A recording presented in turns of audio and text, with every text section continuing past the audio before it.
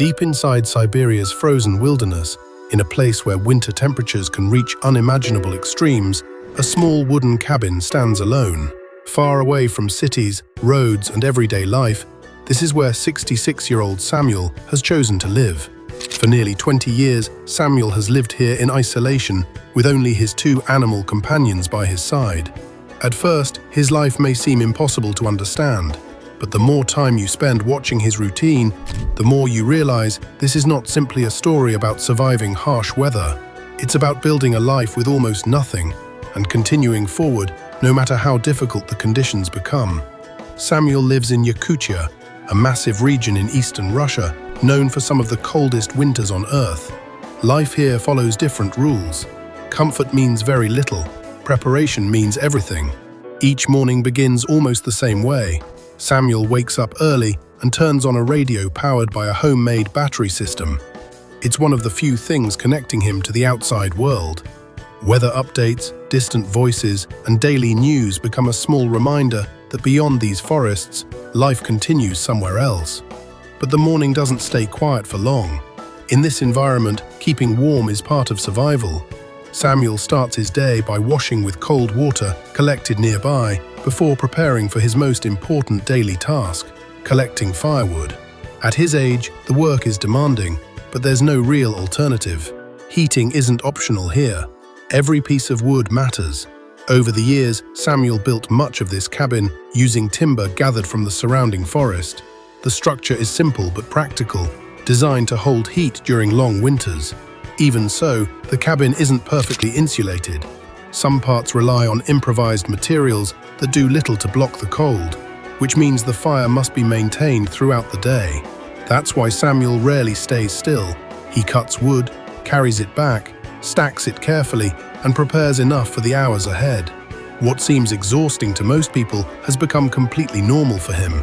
In a place like this, movement creates warmth, routine creates stability, and every completed task becomes another day earned. Living this far from civilization means that even basic necessities become daily challenges, and food is one of the hardest parts of Samuel's life. The nearest village is roughly 30 kilometers away, making regular trips almost impossible, especially once winter fully arrives.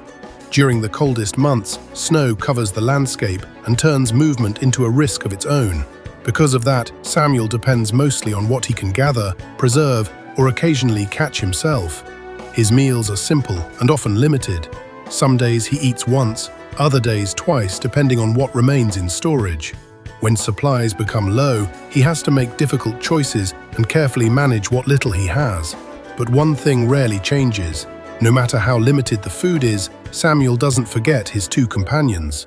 Whenever he prepares a meal, a portion is usually shared. Over the years, their relationship has become more than routine. In a place defined by isolation, companionship takes on a different meaning. Even ordinary moments feel different here. At times, Samuel spends quiet hours playing music while his dog responds in its own way, creating small moments that break the silence of the wilderness. They may not speak the same language, but after years together, understanding no longer seems to depend on words. Still, life here requires more than endurance. From time to time, Samuel needs to earn money for basic supplies. Using branches collected from the forest, he handcrafts simple household brooms. During the warmer seasons, when the route becomes passable again, he walks for hours to reach the nearest village and sells them for a small amount of income. Every trip becomes an investment of energy. Hours of walking for something most people would buy in minutes. To support himself further, Samuel also checks traps placed in the forest. Experience has taught him patience more than success. Sometimes the traps remain empty for days. Occasionally, they provide enough to stretch supplies a little longer. There are no guarantees. Some weeks bring results, others don't, and that uncertainty has become part of everyday life. When hunting doesn't work and supplies run low, Samuel has no choice but to make the long journey back toward the village. Over time, people there have come to know parts of his story, and in difficult moments, they've helped him with food and essential items.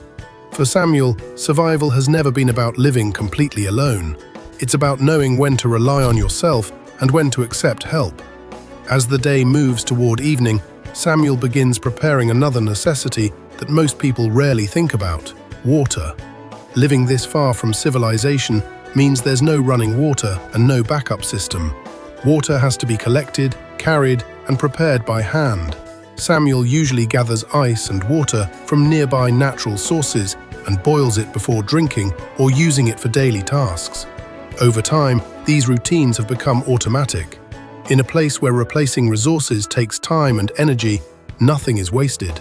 Years of living here have also pushed Samuel to create practical solutions for everyday problems. Instead of depending on modern conveniences, he works with what he has and adapts simple materials to make life more manageable. One unexpected advantage of living in such extreme cold is food storage. Unlike most people, Samuel doesn't rely on a refrigerator.